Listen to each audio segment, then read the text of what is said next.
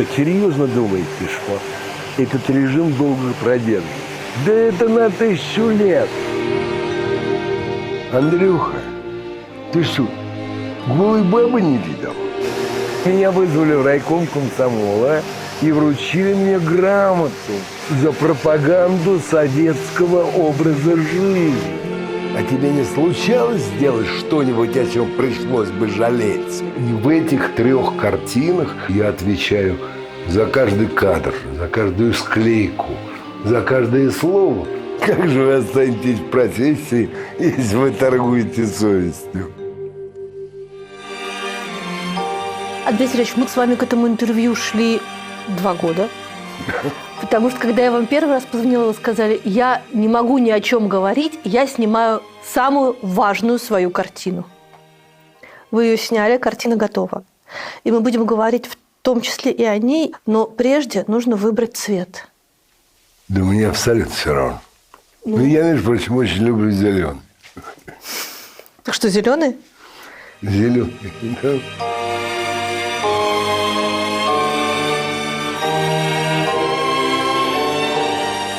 Почему именно эта картина казалась вам настолько важной?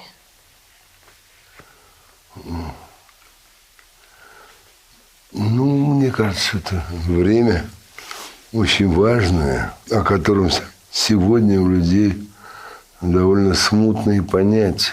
Это же время, одна из вершин сталинского террора.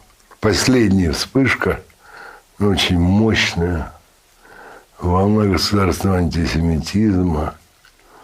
Вот в фильме, в частности, Леонид Ермольник рассказывает, что есть проект в ГБ выслать все еврейское население СССР в Биробиджан, на Дальний Восток. И если бы дьявол не сдох, еще неизвестно, что бы было, может быть, это бы и осуществилось.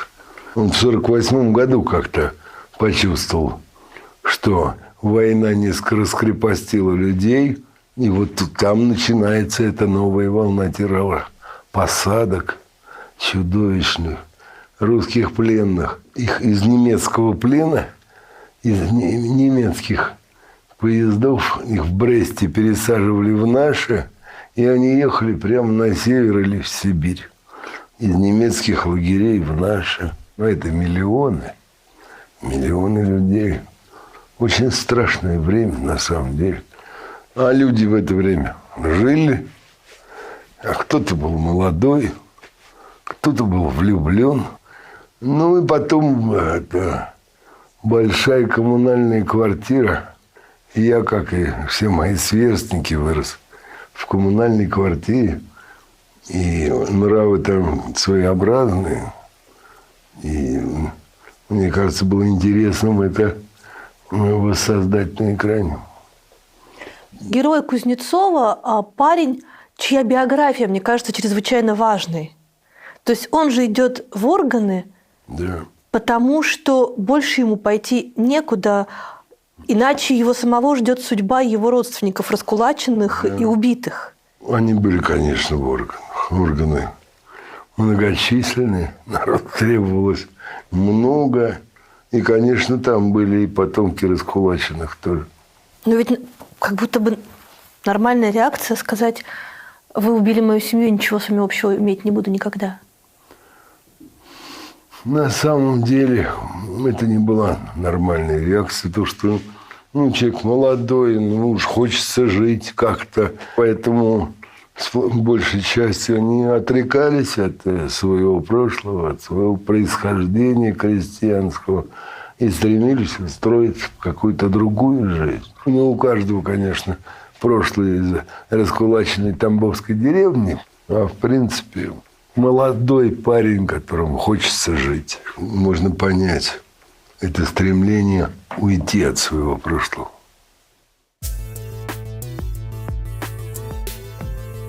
Съемки фильма «Леди из Шанхая» были дорогими долгими, а монтаж и вовсе невыносимо тяжелый. Так режиссер монтажа Виола Лоуренс отсмотрела километры пленки, прежде чем поняла, что там нет ни одного крупного плана с тогдашней звездой Ритой Хейворд. Лоуренс пожаловалась руководству студии, и режиссера, тогда уже вполне себе заслуженного, заставили попросту переснять недостающие крупные планы. Но в прокате фильм все же провалился, хотя сейчас считается классикой голливудского нуара, в том числе благодаря талантливому монтажу. Вообще Лоуренс в Голливуде очень ценили. Первая женщина-режиссер монтажа в истории студии. Она монтировала первые звуковые фильмы, первые 3D-фильмы и дважды была номинирована на «Оскар».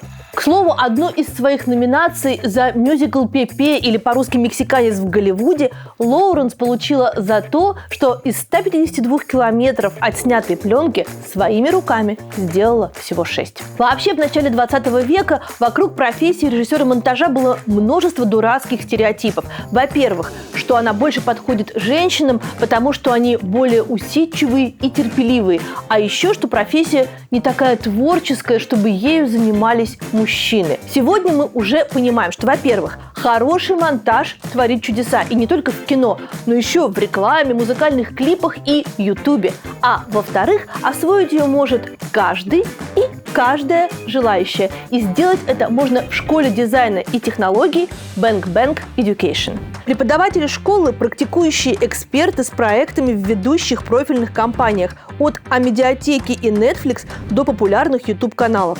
А выпускники Bang Bang Education работают в крупнейших российских и международных компаниях. И отзывы выпускников подтверждают качество обучения. В школе учат только тому, что реально пригодится на практике. По окончанию обучения вы будете владеть навыками монтажа, сведения звука, моушн-графики и цветокоррекции. А еще будете иметь на руках портфолио из 6 реальных проектов, которые помогут вам выделяться на фоне других кандидатов и найти вдохновляющую работу по новой специальности. Учеба в Bang Bang Education – это детальная обратная связь и заинтересованность в каждом студенте. Наставники будут сопровождать вас и после учебы, потому что их цель – вырастить будущих коллег. Крупные заказчики и лидеры IT-индустрии приходят на защиту дипломов, так что предложение о работе вы можете получить еще до выпуска. Если вы запишетесь на курс в ноябре, то освоить новую профессию выйдет еще и вдвое выгоднее. В рамках «Черной пятницы» в Bang Bang Education по промокоду Гордеева можно получить максимальную скидку в 50%. Кроме того, все, кто начнут учиться в ноябре, примут участие в розыгрыше бесплатного обучения. А при покупке курса «Режиссер монтажа» вы получите в подарок курсы от школ-партнеров и сможете усилить свое резюме дополнительными навыками. Плюс получить дополнительные софт-скиллы в тайм-менеджменте и управлении стрессом. Переходите прямо сейчас по ссылке в описании или QR-коду на экране. Вводите промокод Гордеева и начинайте обучение на курсе «Режиссер монтажа» в Bang Bang Education и раскрывайте свой творческий потенциал.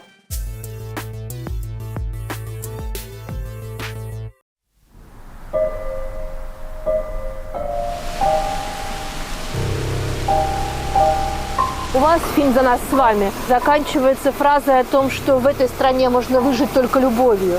Да, героиня говорит: любишь меня? Он говорит: а ты не видишь? Она говорит: правильно делаешь, потому что выжить в этой жуткой стране можно только любовью. Это вопрос, который мучит меня все это время. А он ее любит? Думаю, что да. И мне кажется, что артист Александр Кузнецов очень достоверно играет любовь. А это не просто животная страсть, похоть. Он же хочет просто ее добиться и завладеть. Он ее зовет замуж. Она на 10 лет старше. А женится ли он на ней потом? Этого я не знаю. Я не думаю, что она выйдет за него замуж. Почему? Потому что она на 10 лет старше, и она об этом помнит. Что такое любовь, которой можно выжить в этой стране? На мой взгляд, все самое главное в жизни. Потому что самое существенное в твоей юности, да и в зрелости – это поиск партнера. И если ты нашел достойного партнера, значит, вся жизнь удалась. А не нашел, жизнь не получилась. Это правда, что со своей женой Еленой Иосифовной вы познакомились на футбольном матче? Нет. Точнее, не так. Это наш роман начался на футбольном матче. Да, правда. Я увидела ее в фильме Ирины Поволоцкой, исполняющей обязанности. С Ирой Поволоцкой мы дружили. Я спросил, говорю: Ира, что за кадр? Познакомь. На что она сказала: ты меня хоть поздравил. Эту фразу я запомнил. Значит, и вот у нее там дома я познакомился с артисткой. Значит, То есть, сперва вы знакомитесь как режиссер? Не, как гость просто. Я там был с тогдашней своей женой. Вот. Но прошел год, я стал свободен. И мы встретились, Лена и еще двое моих приятелей. Мы шли на футбол, и Лена пошла с нами. Ну, она футбол любит? Ну, нет, она просто компания мужская была, которая... Она тоже замужем же была? Она была замужем, тоже, да. Вот на футболе я и объяснил, что если у нее роман закончился, то надо расставаться с мужем.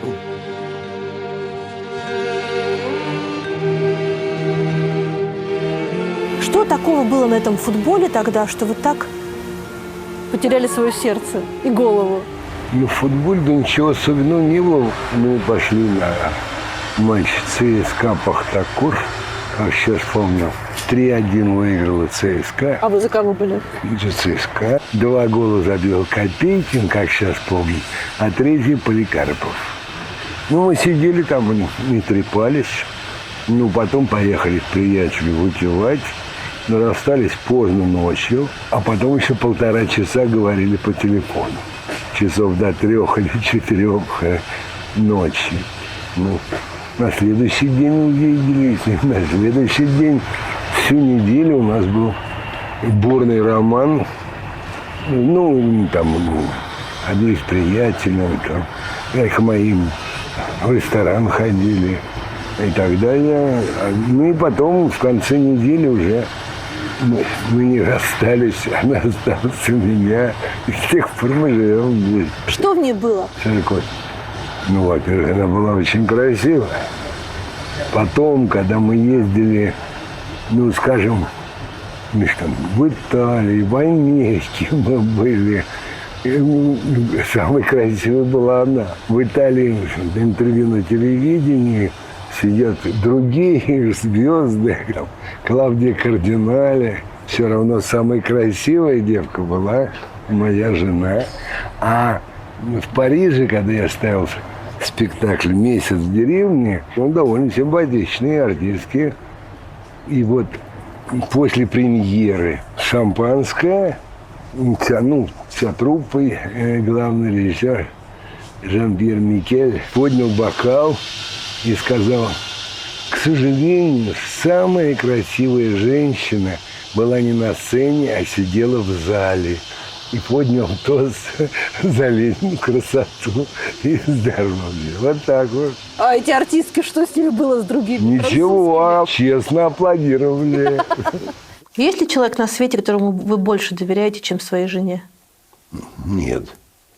Но вы свою жену не снимаете, а снимаете вместе с ней. Ну, в то время, когда она снималась и была в расцвете красоты и таланта, я в это время не снимал кино.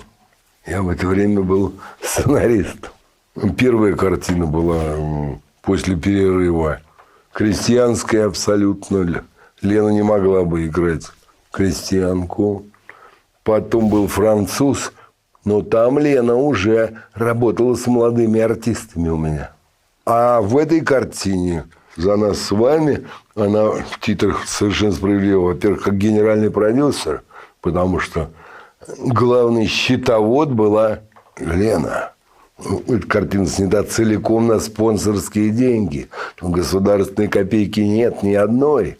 И Лена считала эти деньги, которые из частных карманов переходили в смету фильма. И она же сыграла очень существенную роль.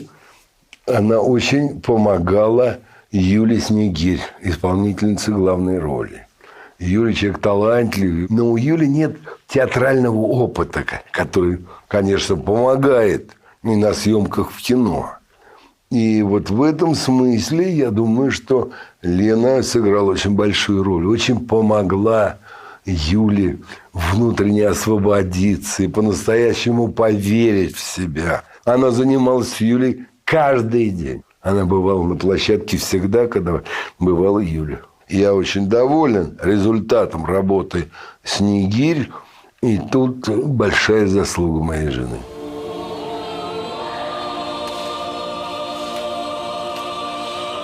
В чем секрет, чтобы не потерять интерес? Эти 48 лет прожили полной жизнью, как муж и жена, и как мать и отец, и как два профессионала. Она играла в театре, снималась в кино. Я там сначала писал, потом ставил. Занимались своим делом. И она, и я. Мы как-то, я бы сказал, очень ценим друг друга. Нам очень повезло, что мы с первого дня стали очень легко понимать друг друга. И не только понимать друг друга, многие вещи мы чувствуем одинаково или как-то сходственно. Это от природы, понимаете. И взгляд на наше ремесло. И как артисты, что касается моей режиссуры, она ее правильно понимает. Можно сказать, что она соавтор ваш? Безусловно. Безусловно. Особенно вот на последней картине равноправно, настоящий соавтор. Она какие-то идеи выражала замечательные, актерам подсказывала неожиданные совершенно реакции. И она же меня ввела в профессию артиста.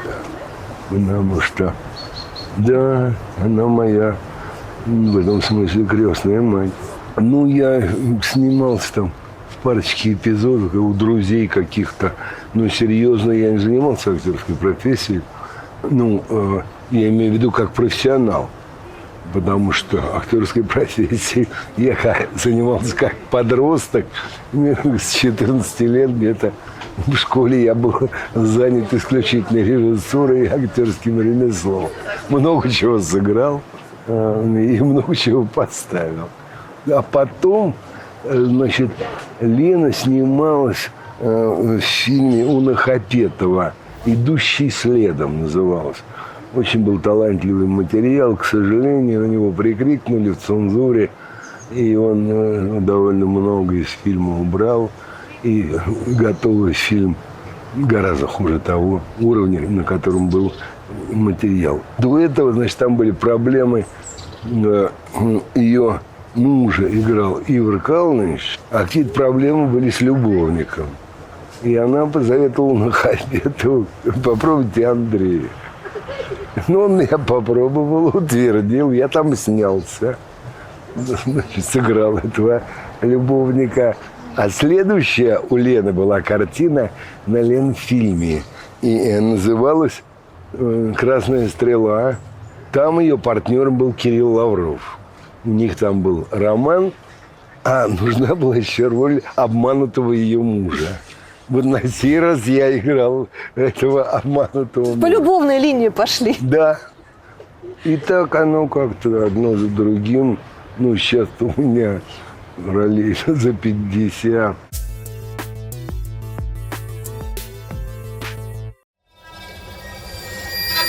Альфред Хичкок как-то сказал, что жизнь – это одна сплошная тайна, а фильм – это жизнь, из которой вывели пятна скуки. Культовый психологический хоррор Хичкока «Психо» в свое время наделал много шума. Говорят, однажды режиссер написал разгневанное письмо зрителям, который пожаловался на то, что после просмотра фильма его дочь перестала принимать душ, впечатлившись как раз сценой фильма, которая снималась в душе.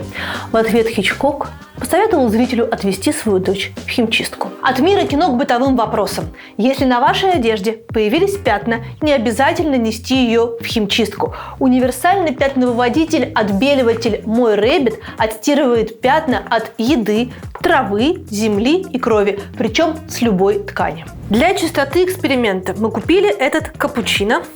Это моя майка. Прости, маечка, я тебя очень любила. А еще, кроме стирки, средства можно использовать для чистки посуды, сантехники, мебели, ковров и бытовой техники. Один пакет заменяет килограммы химии. У Мой Рэббит нет химозного запаха, плюс он гипоаллергенный и подходит для детских вещей. Ну что, братцы, это заняло от силы 5 минут. Смотрим на майку.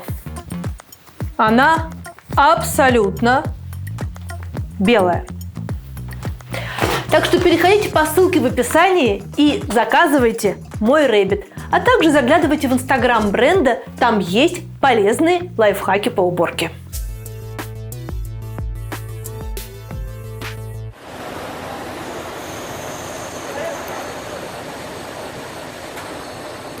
Мне артисты рассказывали, что на съемках «За нас с вами» вы выпивали вот такую маленькую рюмочку перед началом съемок для настроения. Нет, Нет? неправда. Утром мне не требуется. Вот в обед, когда они обедают, я пью стакан чая только, и под это дело грамм 100 обязательно принимаю. Действительно для настроения? Ох, ну, я лучше себя чувствую. Класс.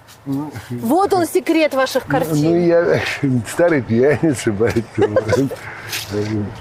То, что кино назвали «За нас с вами», а вся страна знает продолжение. Конечно. Да мужики, любой мужик, знаешь, как кино называется, я говорил, он сразу просияет и говорит, да хер с ними. Мне это очень нравится. Прям сценарий так назывался. Не, хороший. Как-то само получается. Хотя я лично никогда не слышала, чтобы за столом этот тост говорили. Не, ну, в интеллигентских семьях, конечно, обычно так и не говорят. Это тост мужицкий, конечно. Картина заканчивается тем, что начинается новая эпоха в стране. Умер Сталин, и вот как будто бы сейчас что-то поменяется. Вам было 11 лет. Почти 12, когда умер Сталин. Вы помните этот день? Конечно. Отец плакал, не помню. Бабушка плакала, мать плакала. Это был день такой тяжелый. Я хотел пойти, меня не пустили. Вот, через день, когда люди рвались в колонный зал, огромная толпа шла по городу и на Трубной, и подавили людей. Конечно, страшненькая была. День всеобщей скорби.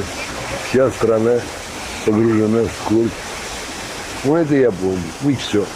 А в фильме по-другому. В фильме у этого дня есть привкус надежды. Конечно. Это, значит, вы изменились. Ну, меня изменил очень сильно. Когда я был в 8 классе, родители поменяли квартиру и переехали в Марину Рощу. Мне надо было менять школу. И вдруг выяснилось, что в 2 кварталах от нашего дома французская спецшкола. И последние 3 года я учился в французской спецшколе, которой я очень благодарен, потому что она мне дала специальность. Я работал потом как переводчица с французского. После 9 класса в французской школе нас вдруг отправили в Париж. В это время улучшились нравы. У Хрущева лучше стали отношения с французами. И мы, ученики французской школы, с ребятами гуляли, общались, говорили. Мы все могли разговаривать. Вот. Вот откуда ноги у француза растут. Да, да. Ну, в конце лета, как раз когда в Москве был фестиваль молодежи, нас отправили на месяц во Францию. Мы 2 недели были в Париже, водили нас по музеям. А по 2 недели в лагере, типа нашего пионерского лагеря, в Пиренеях, называется у них это каникулярная колония. Так вот, какой я был, значит, учительница который возглавлял нашу делегацию пацанов, 9 пацанов там шляли по Франции, понравилось, как я вел пропаганду среди французов. Так. И на нее произвело такое впечатление, что она рассказала это в Москве. И меня вызвали в райком комсомола и вручили мне грамоту за пропаганду советского образа жизни. Училка рассказывала, что я советовал французам читать манифест коммунистической партии. И мало того, она потом видела пацана, который читал манифест по моим рекомендациям. Такой я пришел в Амгик. Ну, в Амгике, естественно, преподается история изобразительного искусства. Вот какие у меня понятия о изобразительном искусстве можно вынести из того, что когда в Париже нас повели в музей современного искусства, музей d'art moderne, и мы впервые видели Ван Гога, потому что у нас это не выставлялось, Пикассо, Матисса и так далее.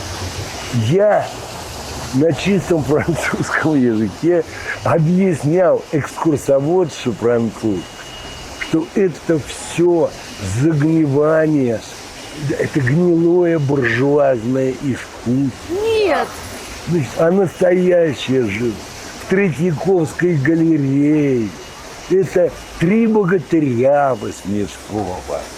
Это там переход Суворов. Ну, в ГИК поменял нас не очень сильно. На 4-м курсе Тарковский, Шукшин, Мета. Это ромовский курс. Это ромовский. Старший, который постарше, чем да, ваш. да, да. Так. На 3-м курсе ученики Довженко, которым преподавал там и Александров, и Чухрай одно время, Атарий Васильяни, Лариса Шипитько, Георгий Шангелая, значит, ну и так далее. То есть творческий потенциал этого вот коридора очень приличный. И в творческом вузе всегда идет соперничество всех со всеми. И чем выше уровень этой толкотни, тем это полезнее. Я в Авгике быстро понял, что я абсолютно темный, как штаны пожарный, как что-то говорил, и пришлось догонять срочно. Но когда я вышел из Авгика, у меня была настольная книга, знаменитая книга Николая Александровича Бердяева «Истоки и смысл русского коммунизма». Мало того, я ее смог купить вот здесь, недалеко, у института Маркса и Энгельса, рядом с рестораном «Арагви». Я купил книжку спекулянта, который не побоялся мне ее продать. И у меня была небольшая коллекция русских философов, которые здесь понятий не имели. В общем, я был человек других взглядов, чем тот, который выступал в Авгике. С отцом у вас был про это разговор? С отцом были тяжелые разговоры. Был момент, когда он очень не одобрял меня. Вот, ему было... Да, он с отцом ужасный, конечно, разговор. Где-то года за два до смерти отца, отец очень рано умер, 60 лет от скоротечного рака я испекся. И вот он сидит, играет с приятелем в шахматы. У себя в кабинете, они пьют виски хорошие. И я, значит, зашел к родителям повидать их на последней квартире. А приятель его, дипломат, и одно время был торговым представителем России в Италии, большой чиновник. И вот этот мужик говорит: Андрюша, ты же умный парень. Ну вот чего ты едешь на спину? Ну пора уже тебе как-то осознать себя, а не переть против этой лбом в стену. Это отец говорит: Сережа, Да не трогайте его, он сумасшедший давно уже. А меня задело. Я говорю, вы думаете, я лбом в стену? А вы что, серьезно думаете, что этот режим долго продержится? Это 74-й год. Он говорит, да это на 1000 лет. Я говорю, один уже собирался на 1000, рейх на 1000 лет, 12 лет хватило. И серьезно так думал. Отец говорит, Сережа, я говорю, он больной, что ты с ним связываешься? Я говорю, именно, вы не понимаете, что этот режим с голой задницей. У него экономика основана на терроре только. Он уже сам себя обеспечить не может. Он лопнет, как он сам учил, из-за экономических причин. Потому что у него нет серьезной основы. Народ сам по себе, само по себе. Вот этот человек, Сергей Иванович Поляков, дипломат, после 91-го года, он был жив еще, стал относиться ко мне с трепетом. И он спрашивал, Андрюш, а что дальше будет?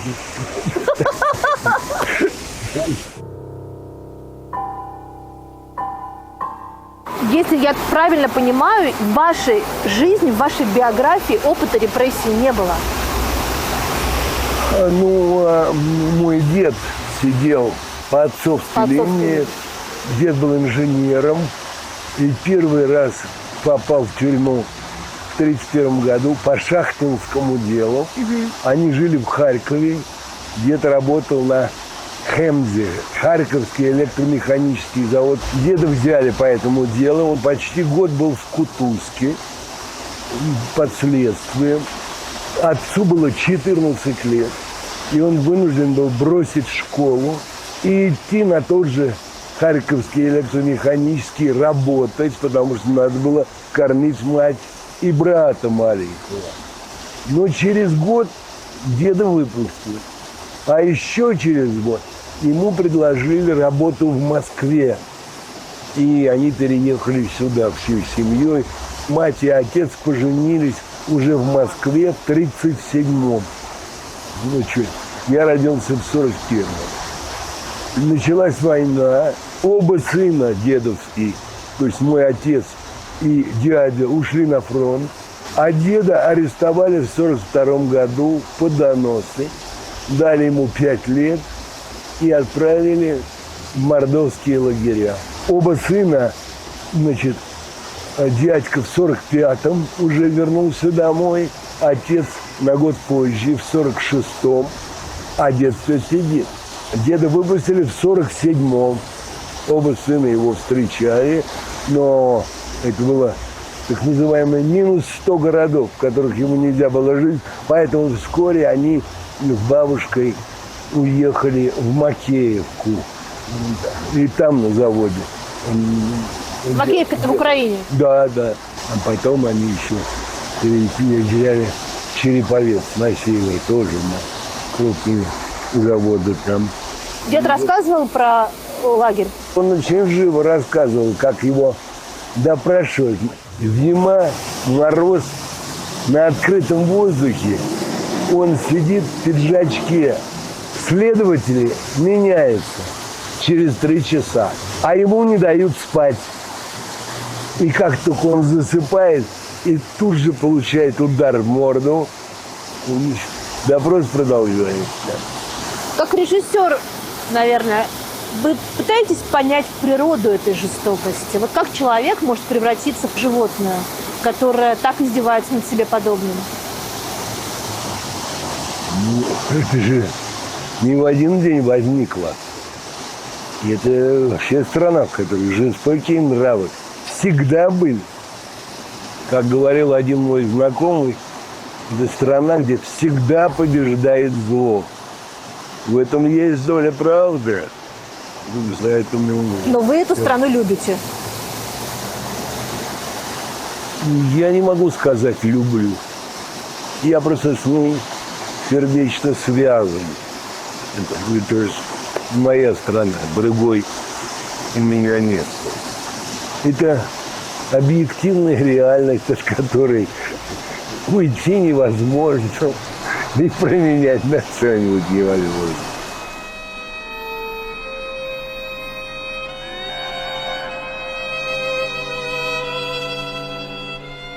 Из сегодняшнего дня кажется, что в то сталинское страх был самой главной эмоцией, и концентрация была такая плотная, что его можно было резать ножом.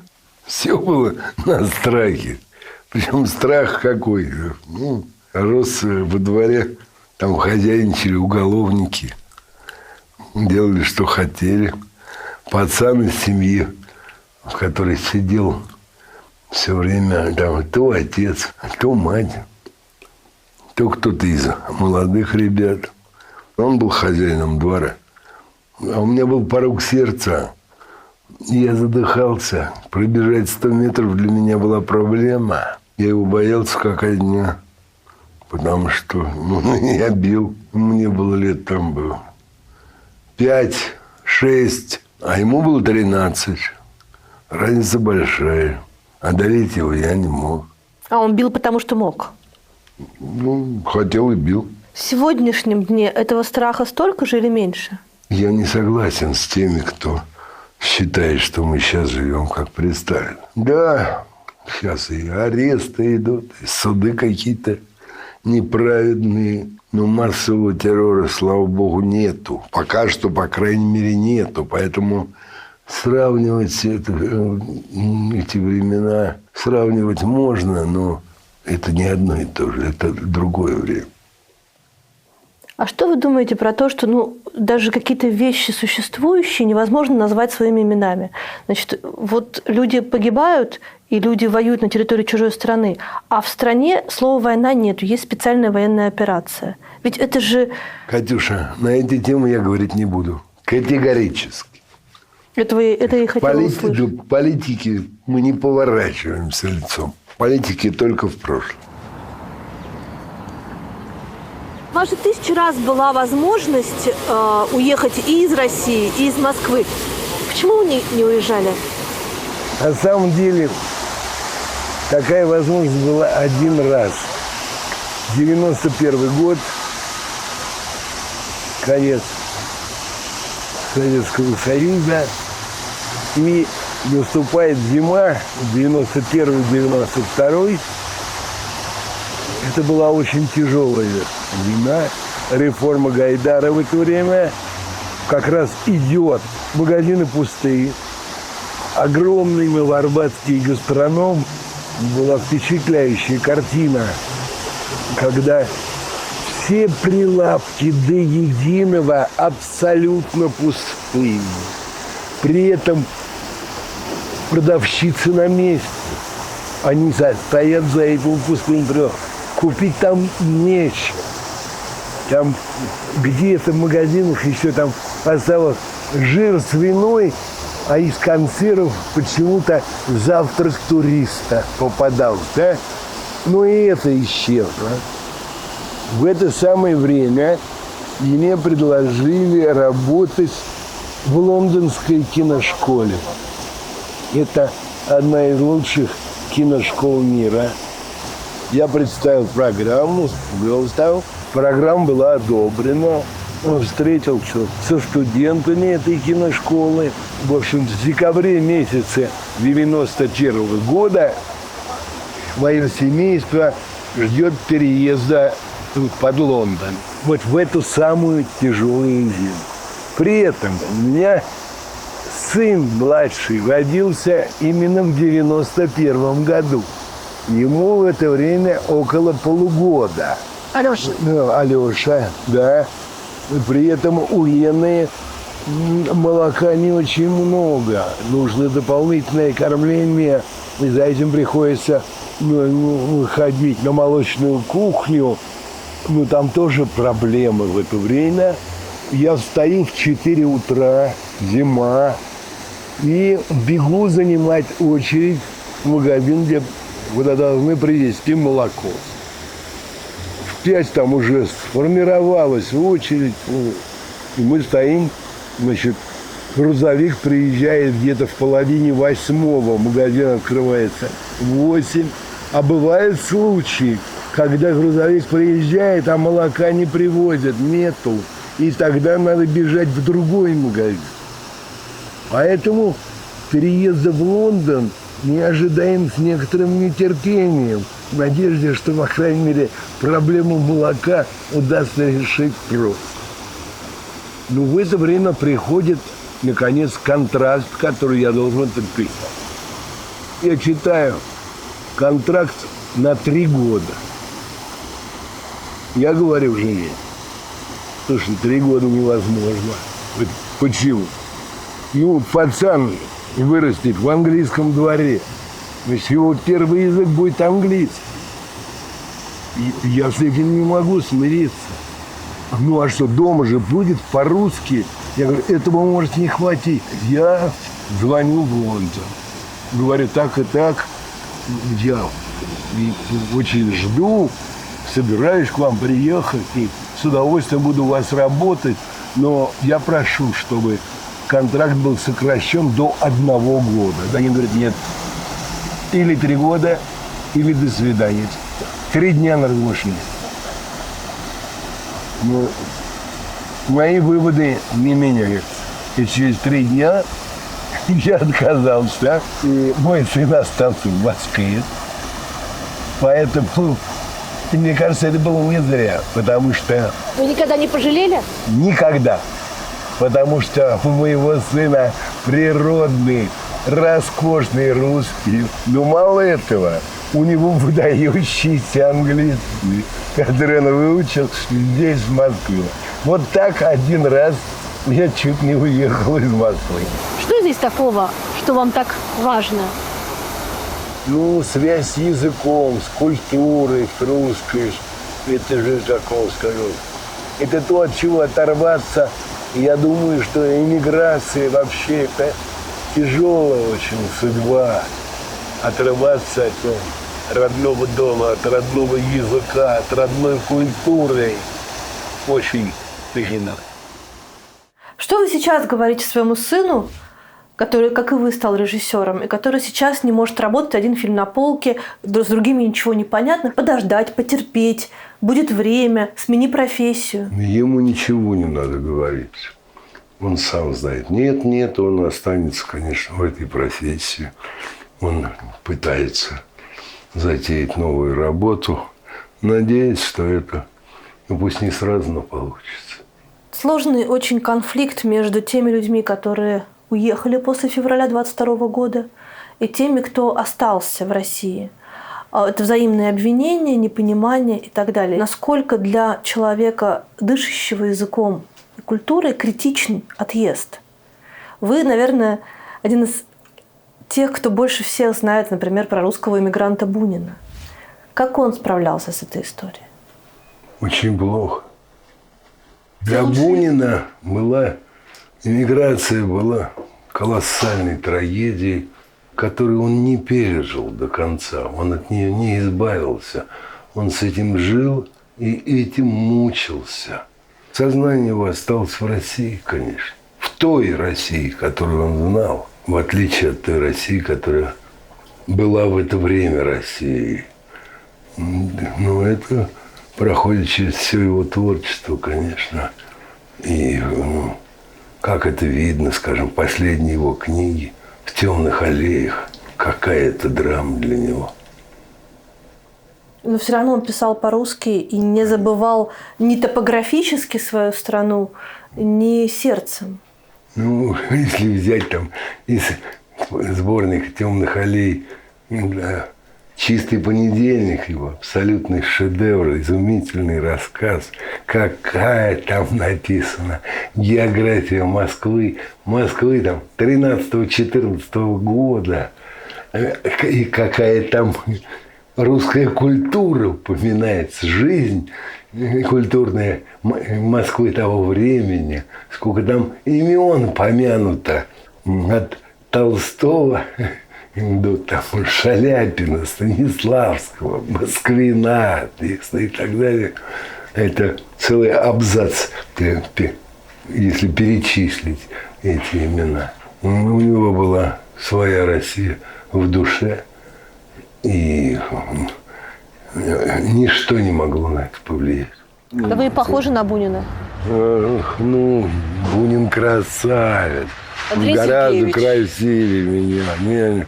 Это вот тонкое лицо. Еще у пацана, он юноши. У меня есть фотография в бурке, сделанная еще в Ельце. И уже там видно, что необыкновенная тонкость лица.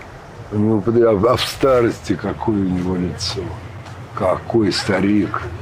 Ну, потрясающий. Он только уже после болезни есть съемка любительская, естественно, инженер Мельтев такой снимал. Я лично с помощью покойного Бабарека нашел адрес, а потом встретился с этими людьми, и мы эти съемки купили, и они теперь принадлежат Культурному фонду России, где Бунин снят 50-й год, во-первых, весной по приходе из больницы, он там очень сильно сдал, видно это, он слаб. Но потом этот же Мельтев снимал его в день его рождения, 23 октября, когда Бунину стукнуло 80 лет. И там почти вся русская эмиграция. Да? Значит, и Бунин в пиджаке с клюкой, значит, ну такой старик. Подойти опасно. Вот, мне все время кажется, что в нем эти два чувства любви к родине и ненависти, они... Так и есть. Так и есть. Ну, а попробуйте, напишите такую книгу, как «Темные аллеи», которая написана под 80 лет. Какие там любовные рассказы замечательные. Нет, Бунин это уникум. Я Буниным занимаюсь всю жизнь. С тех пор, как познакомился с этим писателем, я был в 10 классе и помешался на нем. Значит, и занимался, я знаю, весь архив бунинский. Хорошо знаю буниноведов, что русских, что английских. И дневник. Ну, Донька выросла в доме, где был культ Бунина. Вот, так что недаром это написала. А про сегодняшних иммигрантов вы думаете, что они потеряют и растворятся, или будут ждать возможности вернуться? Этого я не знаю. Но думаю, что в любом случае эмиграция для русского – это всегда драма, а то и трагедия. Смотрите, вот сейчас режиссеры, про которых вы еще 5 лет назад говорили, что вот у нас выросло первое поколение режиссеров без цензуры, и они смогут жить свободно, снимать, что хотят и так далее. Вот сейчас эти режиссеры сталкиваются с тем, что у них фильмы кладут опять на полку, или они не могут снимать, или есть какой-то список запрещенных артистов, которых они не могут приглашать. И они сталкиваются с дилеммой снять, что разрешают, и тех, кого разрешают, или как минимум сделать шаг назад из профессии. Что важнее, совесть или остаться в профессии?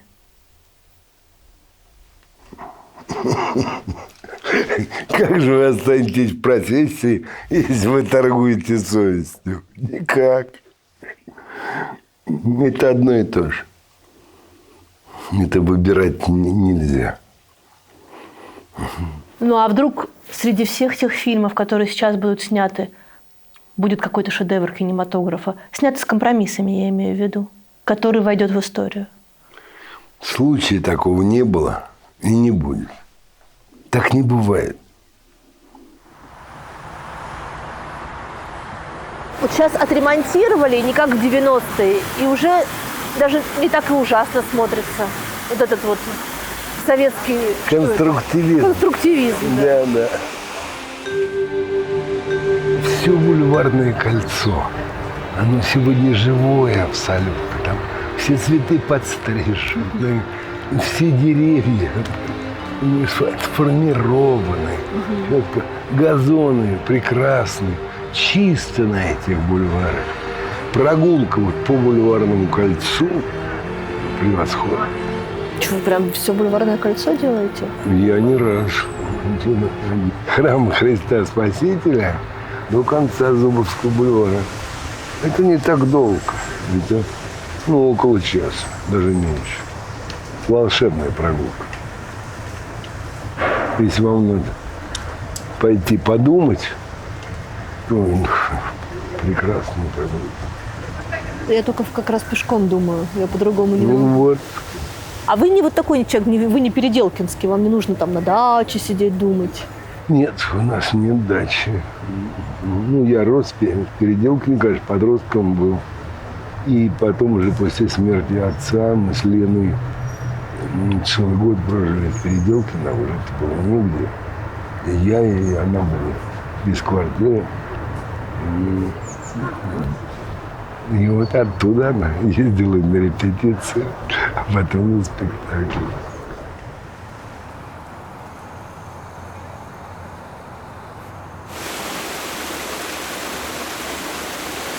Вашу маму звали Виргиния Генриховна. Да, мама родилась в Екатеринодаре, ныне Краснодар. Ее дед был армянином, купцом второй гильдии, довольно богатым. А бабушка моя, армянка, ее звали Анна Степановна, девичья фамилия была Цер-Епифанян. Ее предок был армянский священник Карапет Цер-Епифанян. Он был среди армян, которых Екатерина из Крыма перебросила на правый берег Дона, там, где еще... Нахичевань. Вот он был нахичеванский священник, а его сын Степан уже был купцом в Екатеринодаре. И мама родилась от армянской матери, и деда его звали Генрих Давыдович Черкас. Он был из еврейской семьи, в Киеве родился, но евреи его не признавали, потому что мать у него была немка. Но он вырос в семье русскоязычной, от матери немки, и отца, крещенного в лютеранской церкви. Поэтому мать моя была крещена тоже в лютеранской церкви. То есть у нее был крещенный еврей, отец и армянская мать. Вот это винегрет. Да, мать уехала из Екатеринодара в 16 лет. Мать красивая была? Скорее, да. Причем у нее была такая, как бы и не армянская, и не еврейская внешность. Она была больше похожа, как ни странно, на красивую грузинку. Она пианистка была? Она пианистка, не надо. Обе дочери деда были. Он был дирижер, музыкант, который много гастролировал, которому предлагали работу в Большом театре, а он отказался. Почему? Он предпочитал гастроли. И где-то он не был. И в Киеве, и в Екатеринодаре, и на Кавказе, и в Вене. Он и учился в Вене, по-моему, года полтора, что там, на виолончели, а потом стал и дирижером. Вот, поэтому мать 16 лет работала в Москве, и в музыкальной школе работала, и в каких-то кружках аккомпанировала, в любительском театре была.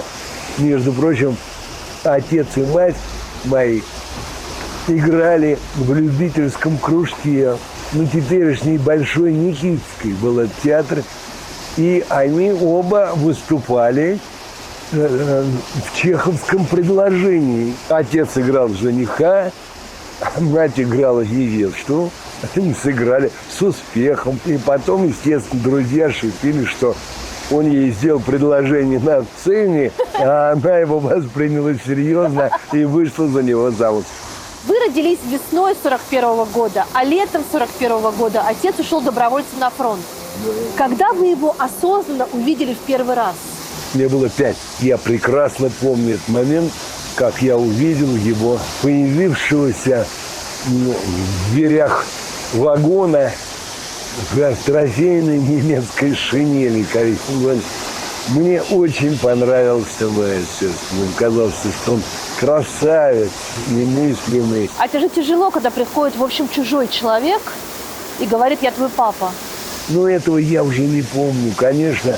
Дело в том, что нас с матерью услали в эвакуацию в Воронеж, где жила младшая сестра моей бабушки по матери. Она была замужем за одним из ведущих артистов Воронежского театра Василий Иванович Ларин.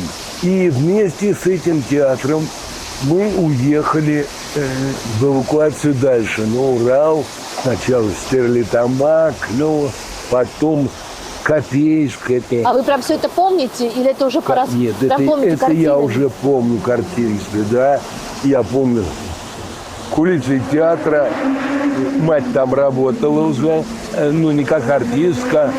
Она работала с суфлером. И меня часто там, значит, оставляли кем-то. Поэтому я с малых лет не представлял себе, что я буду, конечно, артистом. Никаких других специальностей я близко не знал. Вот и вместе с театром мы были в эвакуации и вернулись мы с матерью не то в конце 43-го, не то в начале 44-го года в Москву. Значит, бабка жила в одной комнате в этой квартире, которую платили. И постепенно в эту комнату появились мы с матерью. Потом с фронта пришел один сын. Потом пришел другой сын. Значит, потом появился дед. Но ненадолго, им вскоре пришлось уехать из Москвы.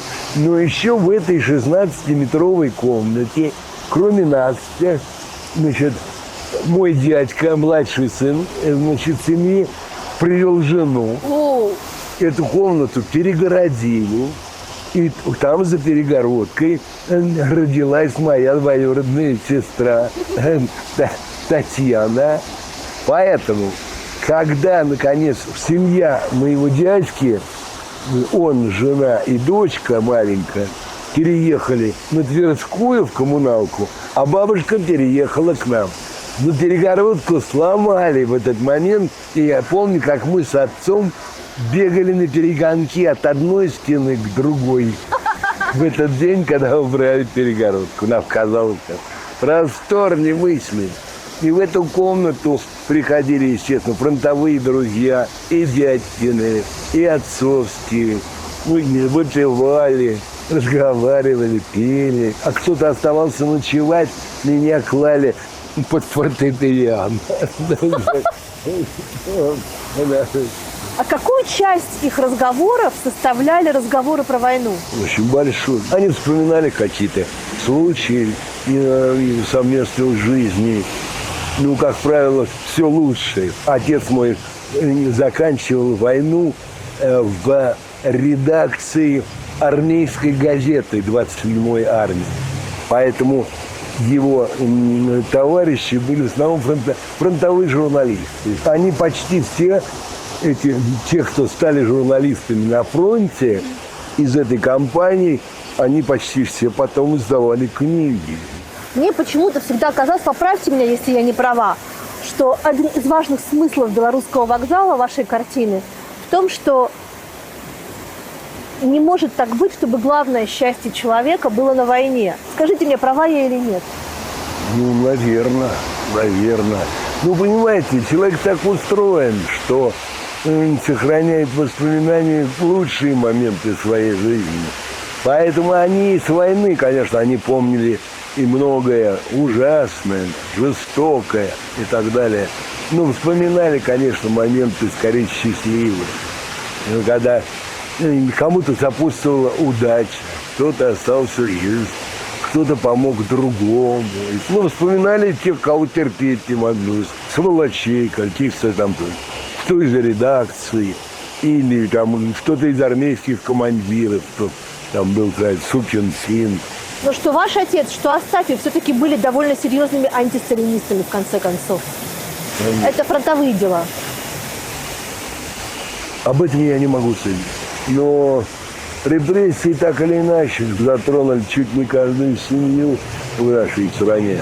Поэтому люди, прошедшие фронт, думаю, что в большинстве с вами были, конечно, антистые.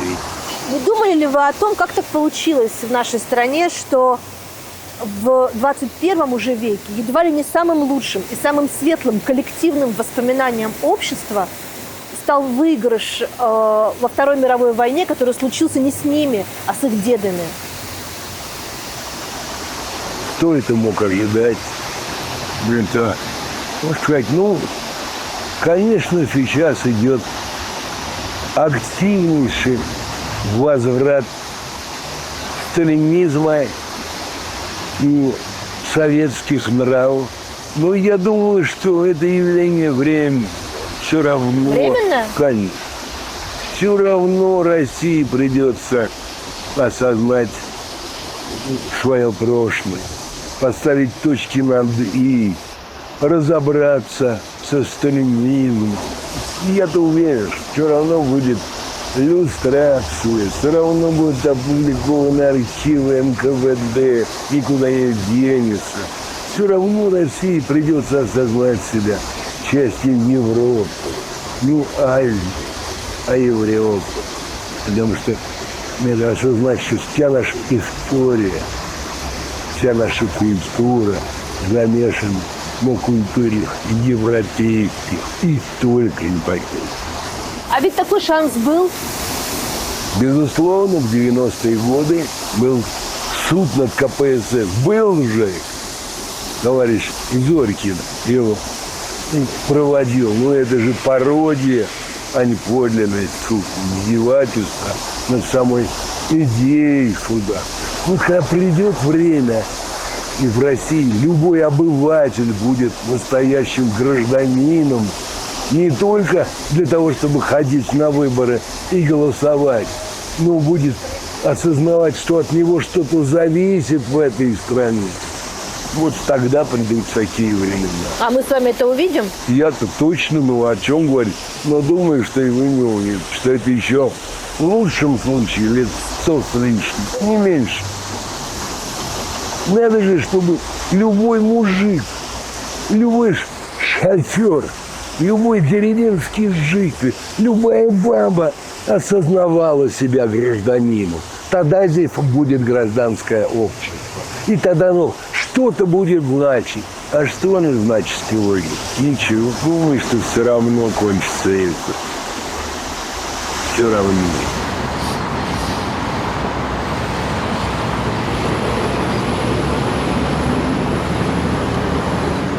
А вы вот сюда на Пушкинскую на митинги выходили? В горбачевские времена, конечно. В том числе один был, когда по Тверской шел 1 миллион человек. Когда хвост был за Белорусским вокзалом, а мы уже подходили к Манежной площади.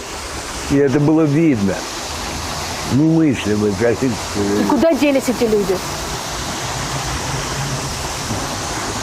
Хотел бы я знать ответ на этот вопрос. А когда вы поняли, что митингами, протестами вообще ничего нельзя изменить в России? Я этого никогда не понимал, сейчас не понимаю. Потому что сами митинги прекратились. Пока надо было, ходил. Расскажите мне про Шнитке.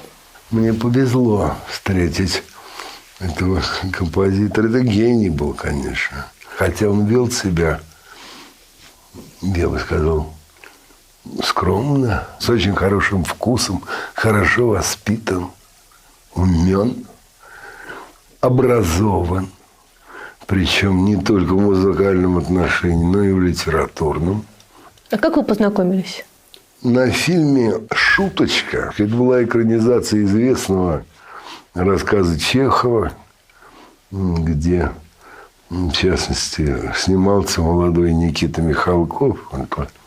Одна из первых его работ в кино. Мы работали, закончив ГИК, вдвоем с моим товарищем, ныне покойным уже Борисом Яшиным. Работа была, на мой взгляд, неудачной для нас. Почему? Кинематографически. А наш тандем как бы уже расшатывался. Мы перестали соглашаться, находить какие-то единые решения. А музыку нам назначили композитора, которого мы не знаем, Шнитке. Вот мы с ним познакомились, и он написал там вальсок. Надо было написать. Он его написал. После шуточки мы с Яшиным расстались. И я в 1967 году снимал свою первую самостоятельную картину «Ангел» короткометражную. По рассказу Юрия Олеши о гражданской войне. В ней всего 3 минуты музыки на полчаса. Но с музыкой и без – это 2 разные картины. Такую роль она играет. Там такой хаос музыкальный Шнитке придумал и очень здорово его воплотил. Я был просто в восторге. Там оркестр что-то... А так точно помогает формировать, что ли, эмоциональное состояние зрителя. Она очень много дала этому фильму. Я был в восторге. Потом, значит, я его пригласил и заставил написать музыку к фильму «Белорусский вокзал». Это правда, что вы его заперли? Нет, я его не запирал. Нет, я, значит... Городская легенда гласит, что вы заперли его в студии и мучили. Нет, этого не было. Значит, Альфред, посмотрев уже снятый материал, сказал: ну, это не музыкальная картина, ну, музыка сюда не годится. Ну, я говорю, ну, надо же попробовать, ну, я не знаю, ну, пожалуйста. И он сделал, значит, написал музыку, и мы ее записали, он ее сыграл на фортепиано. Попробовал. Я попробовал подложить эту музыку и сразу увидел, что Шнитке абсолютно прав. Что это такой уровень ползучего реализма, который отталкивает музыку. Ну, он помог Акуджаве сочинить песню из белорусского. Ну, то есть тема та же осталась. Песня была написана в сценарии, что она поет песню, значит, и я предлагал разные песни времен войны, но Трунин категорически был, он, конечно, лучше меня понимал, глубже сценарий. Он настаивал: нет, это должна быть оригинальная песня, это надо категорически просить Булата Акуджаву, чтобы он ее сочинил. Ну, я попробовал, поехал к Акуджаве. Булат сказал: я уже 2 года не пишу песен, мне это сейчас как-то... Роман пишу, этим занят, и все. Я привез ему сценарий. Говорю: почитайте сценарий. Сценарий на голову лучше той картины, которую вы знаете. Влад прочел сценарий и сказал: ну и что нет? Мне все равно писать песню сейчас. Так я говорю: ну, посмотрите материал тогда. Он приехал на Мосфильм, и я ему показал, значит, все, кроме последней сцены, снято. Он посмотрел. И когда зажегся свет, я увидел, что у него загорелись глаза. Я сказал: я попробую. Согласился. Через несколько дней он сообщил, что вот текст есть. Значит, ну, музыку надо, чтобы писал композитор. Я взял этот текст, тот, который поет Нина Ургант в фильме. Он у меня вызвал сомнения. Но Трунин, который, повторяю, лучше меня понял сценарий, сказал: это то, что надо. Там горит и кружится планета над нашей родиной, дым, какой-то бред. Знаешь, на что Акуджава сказал: это мог сочинить вот тот, кого играет Сафонов. То есть фронтовой журналист, который пришел с фронта, какой-нибудь бывший учитель, что-нибудь в этом роде. В общем, тут сказал то, что надо. Ну, как быть с музыкой? Ну, а Куджава говорит, да нет, у меня не получается. Я пытался там подумать. Шнитке сказал,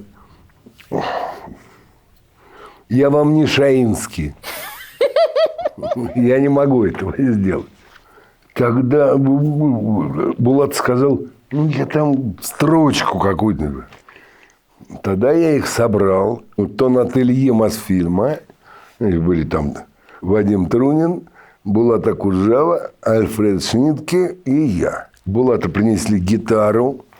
Он говорит, ну, я вот первая строчка какой-то. И он напел. А дальше, ну, не знаю. Ну, и припев, может быть, пам-пам, парам, пам-пам.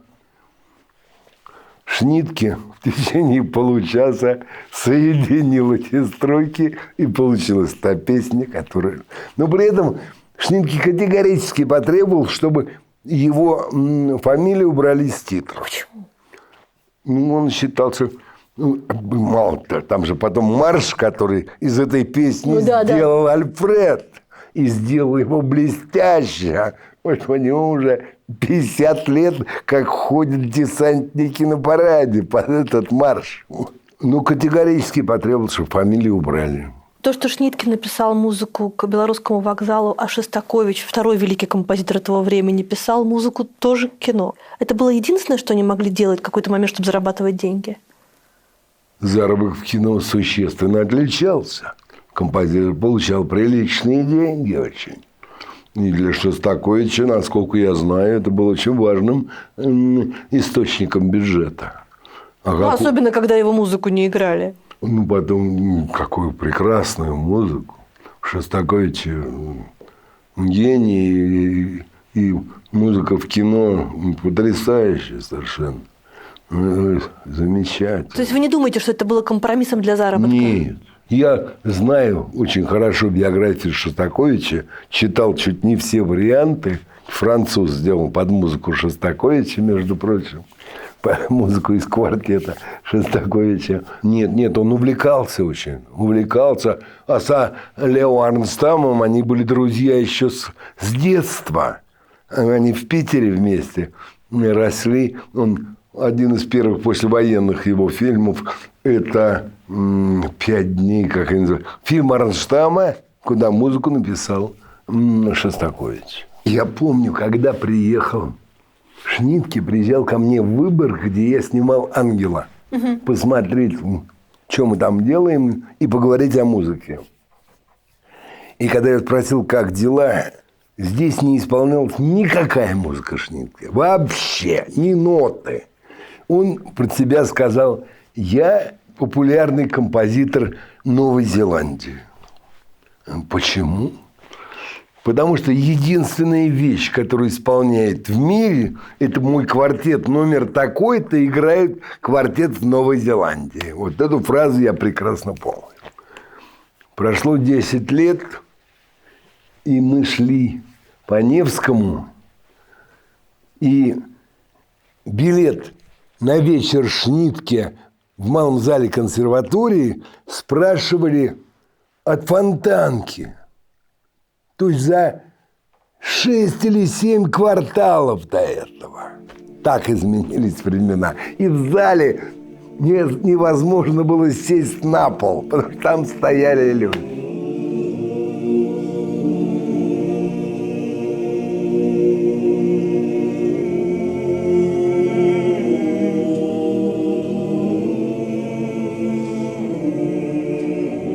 Я думаю, он не считал это серьезной работой. Этого мало. Он мне потом в осень написал, там же роскошная музыка. Да. Ну, она так и сценарий писался с предчувствием музыки Шнитке, конечно. Да. Он прочел сценарий, но фильм-то ему не понравился. Он считал, что я там дал маху. Значит, наверное, он прав. А я правильно понимаю, что вот как вы говорите, дали маху, или что осень получилась, может быть, не такой, как вы хотели бы, чтобы она получилась, было связано с тем, что в вашей жизни происходило примерно то же, что с героями фильма в этот момент? Нет. Причины, я думаю, другие. Вот. Но музыка, вот он приехал ко мне домой, мы говорили, и я заговорил, говорю, вот мне почему-то там слышится хор типа церковного, голоса такой вот, акапелла, что-то в этом роде. В общем, нужна тема одна. Хорошо. Значит, он поехал домой от меня. Я жил тогда на Беговой, а он жил на улице Академика Вазилова. Он доехал домой и позвонил мне по телефону. Он говорит, вот тема. Сел и, та, что звучит там в хоре, значит, не сыграл. Я говорю, все, больше ничего не нужно. Только эту тему выйти. Это то, что надо. Ладно. Но потом я задумался, что нужна еще другой вариант. Я позвонил ему через пару дней и говорю, Альфред, мне кажется, что нужна еще некая тема зла, что ли. Он говорит, та же тема. Как та же тема? Он говорит, ладно, я позвоню. Через полчаса позвонил и сыграл бурный вариант.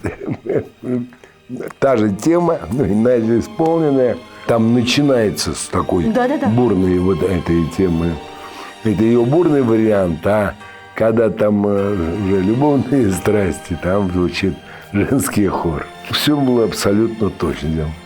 Но я видел, что он был разочарован, когда видел готовый материал, уже снятый. А вы сами? Я понимал, что он прав. Трудно говорить о готовом результате, потому что там переснято по цензурным соображениям больше трети фильма. 7 или 8 сцен министр заставил меня там. Я читала какие-то куски из стенограммы обсуждения этого фильма, и фильм обвиняли в сексуализации, это сейчас нынешним языком, отношений мужчины и женщины. А что они хотели, чтобы они партию обсуждали между собой? Они устроили обсуждение в Союзе кинематографистов. Это заседала, верхушка Министерства культуры, Госкино, СССР, и верхушка Союза кинематографистов. Обсуждалось 4 фильма этого года. «Самый жаркий месяц» Юлия Карасика, «Зеркало» Тарковского, «Романс о влюбленных» Кончаловского и «Осень» Смирнова. Как сейчас помню цитату из Сергея Полиновича Герасимова. «Андрюха, ты что, голой бабы не видел?» У меня, как у режиссера, спрашивал. Хотя у меня там голой бабы нету. Он говорит, прям нашел чем удивить. Это вот одна из цитат. Значит, список распределился так. Шедевр абсолютный года – это «Самый жаркий месяц» по пьесе Бокарева-Столивар. Второе место – тоже хорошая картина, несколько слишком западной стилистикой. Это «Романс о влюбленных». Но это наша картина, все. «Зеркало». Конечно, Тарковский крупный художник, но очень он воображает. У него там кино какое-то непонятное, что ли. Но это все-таки достижение. И позор кинематографа – это фильм «Осень». Я после первого отделения встал и ушел. Я дошел до дома, мне звонит личный министр. «Куда ты делся? Что такое?» Я повесил трубку, и все. Потому что это было для меня, конечно, испытание очень тяжелое. При том, что картину, не принимали полгода, не выпускают. Ее выпустили только через год с лишним. При этом в Москве она вообще не шла. Я был прокаженный какой-то. А там, где шла без афиш. только надпись, название. Ни одной картинки, ни одной рецензии критики. Ни в газетах, ни в журналах. Ни слов как не было. Ну, плюс денег я получил за нее. Мне вышли за дачу не вовремя. А дело в том, что я снимал ее 3 месяца, а сдавал 6. Значит, как я мог сдать вовремя, когда все время министр давал новые поправки, надо было писать новые тексты, снимать новые сцены. Это же... И вообще я только в суд подал, только тогда министр согласился принять картину. Меня, кстати, потряс этот совершенно факт, что вы в советское время подали в суд на Министерство культуры. Да, на студию. Я написал 3 письма. Одно письмо в Союз кинематографистов, другое письмо в ЦК партии и 3 в Российское агентство по авторским правам, где писал, что вот я уже столько месяцев сдаю там и так далее, и так далее. Но кончилось тем, что министр потребовал, чтобы я убрал из фильма сцену кульминации. Где он заходит? В деревенской пивной, где героиня падает на колени перед ее любовником, плачет и говорит: не бросай меня, я тебя люблю и так далее. Я говорю, я не могу выбросить эту сцену, потому что без нее сюжет становится бессмысленным. И только это помогло зацепить через агентство по авторским правам. Агентство по авторским правам практически меня поддержало. Написала письмо министру и послала его. И мне сказал, значит, тогдашний директор студии: ну, вырежь хоть кусочек, значит, и тогда подпишу. И я сделал вид, что я что-то вырезал. Я ничего не вырезал. Ну, картин они были вынуждены принять. Ну, за это я денег получил. До 1000 рублей не хватало. Значит, это много? Нормальный гонорар по 2 категории, да, был 6000 рублей. На эти деньги можно было купить машину. А это, ну, как вам сказать, прожить невозможно. Режиссер снял картину, получил деньги за нее, и он живет на эти деньги несколько лет, пока он придумает новый фильм, пока он напишет новый сценарий. А тут из долгов не вылезти. Я из долгов своих кинематографических вылез только... В 1985-м пришел Горбачев, повторно выпустили «Осень» и доплатили за другую категорию, разрешили мою пьесу в театре сатиры, и она пошла и стала приносить деньги, и выпустили «Ангела», который на полке лежал с 1967 года, и заплатили за него деньги. И вот тогда я впервые выбрался из долгов, в которых я жил. И с тех пор я не занял ни рубля никогда. Боюсь этого как катастрофы. Слушайте, ну вы талантливый человек. Вы же могли снять какую-нибудь фигню и получить за нее деньги? Как? Ну, по пьесе «Сталевар». И монтаж. Ну, мне это было неинтересно. Нет, это год с лишним работы на какого-то дядю делать тоже. Это же пытка. Или 30 лет сидеть без фильма. Повеситься можно, да лучше сидеть без фильмов. Это ужас какой-то. Смотрите, в фильме «Осень» звучит четверостишье. Сквозь прошлого перипетии и годы войн и нищеты я молча узнавал России неповторимые черты. Это стихи Пастернака. Фильм вышел в 1974 году. Да, 73-74. Отец вашего увидел? Конечно. Что он сказал? Ничего. Вы с отцом обсуждали его роль в исключении Пастернака из «Союза писателей»? Нет. Никогда? Ну, один раз я его попрекнул, он Его это задело чудовищно. Ну, прям перекосило все лицо, и я понял, что это больное место, что на эту тему говорить нельзя. Он мне сказал: а тебе не случалось сделать что-нибудь, о чем пришлось бы жалеть? Ну, ты счастливый парень. Я прямо здесь покрылся. Отца я своего очень любил и уважал. Ну, Пастернак, ну, вот. Тяжелый случай, конечно. Вот. Но я понял, что он этого стыдится. Поэтому я, конечно, вот помалкивал, когда мои родители смотрели «Осень». Я недавно была в Переделкине, и там есть сквер. Который открыли внучка Пастернака и моя старшая дочь. Да, Авдотья. Да. А вы к этому имели хотя бы какое-то отношение человеческое? Ну, вы были на открытии? Нет. И Авдотья с вами не обсуждала это открытие? Нет. Ну, я знал, что они этим занимаются, что у них есть такой проект. Почему это важно было сделать? Это сквер примирения семей Пастернаков и Смирновых. Не, ну это смешно. Там так написано? Ну, как вам сказать? Мои дети выросли, прекрасно зная стихи Пастернака. И знаю, что это из моих любимых стихотворений. Вот, но все-таки я полагаю, что с нашей фамилией лучше на сквер Пастернака не ходить. Те 30 лет, что вы не снимали, вы сами себе запрещали думать о том, что вы, может быть, когда-нибудь будете снимать?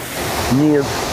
Я освоил профессию писателя, драматурга. Я работал очень интенсивно. Писал, прежде всего, для театра, для кино. В высших курсах преподавал.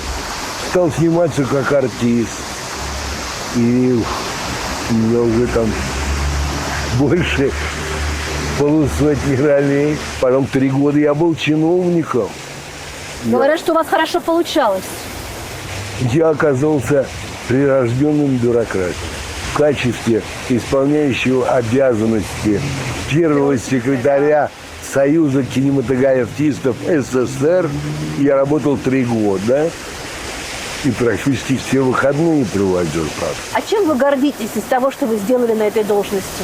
Ну, как сказать, мы первые объявили о необходимости отмены цензуры и проводили эту мысль последовательно.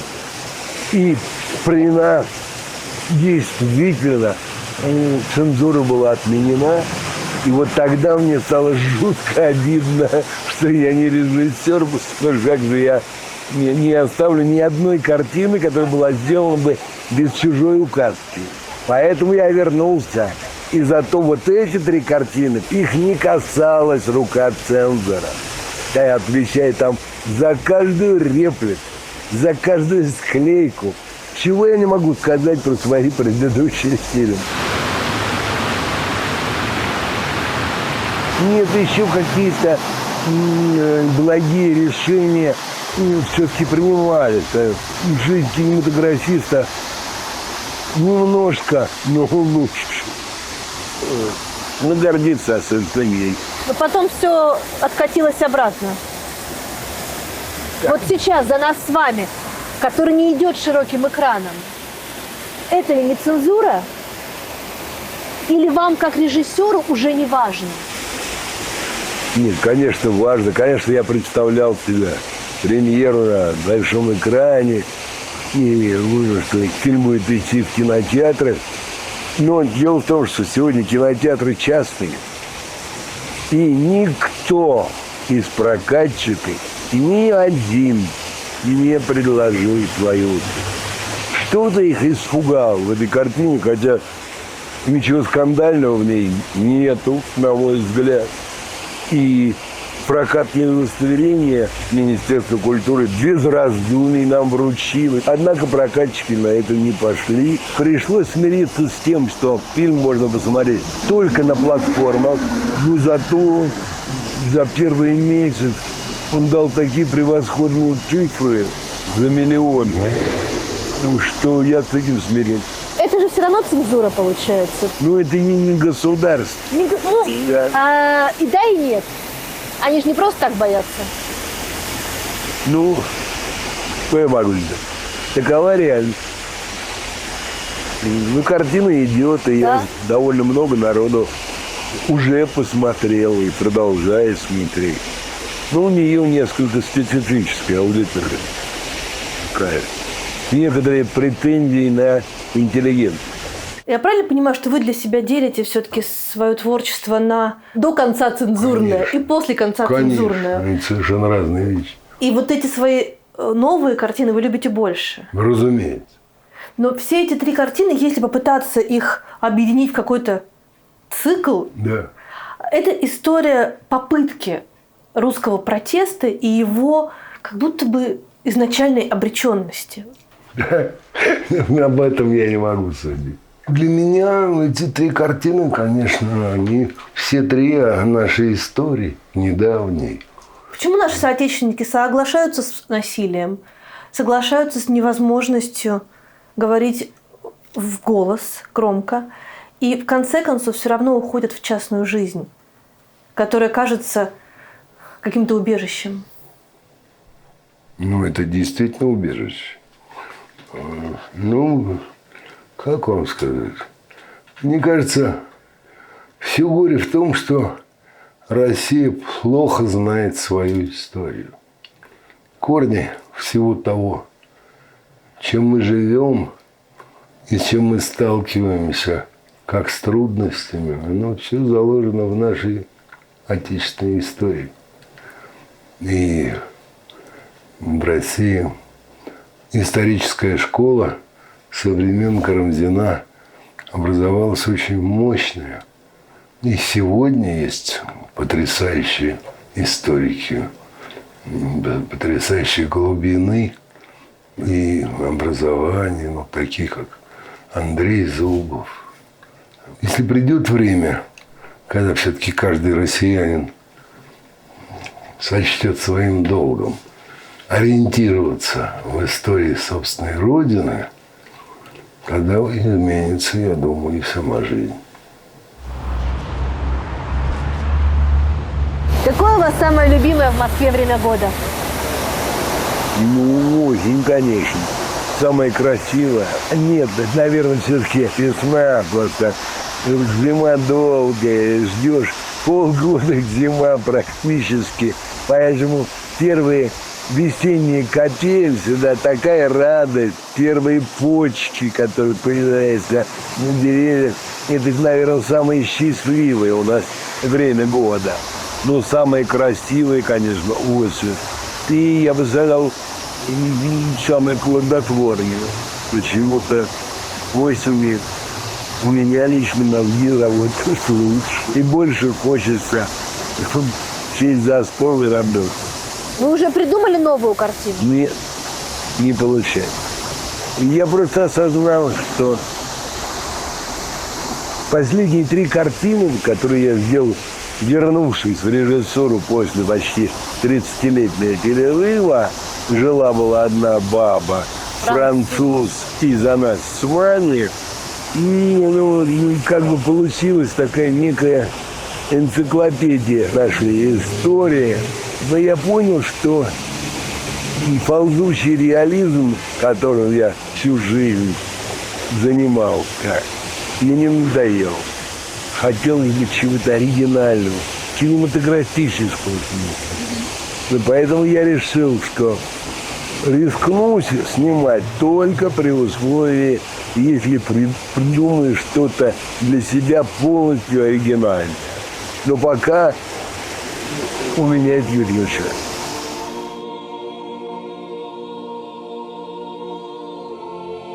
Есть что-то, о чем вы жалеете? Ой, конечно. Вот старость на меня больше всего действует тем, что я не ожидал, что у меня к старости так разовьется сознание собственных грехов, глупостей, которые сделал, а мог бы не сделать. Это очень удручает. Как вы думаете, что вообще после смерти? Я ничего не думаю. Я думаю, как Базаров говорит, лопух вырастет. Я с ним согласен. Выберите, пожалуйста, милосердие или справедливость. То есть, а как это можно выбрать? Человеку одинаково нужно и милосердие, и справедливость. Ну, может быть, милосердие важнее. Может быть. Свобода или стабильность? Ну, конечно, свобода. Правда или безопасность? Я думаю, что правда, а для детей важнее безопасность. Для моих и для ваших. Родина или истина?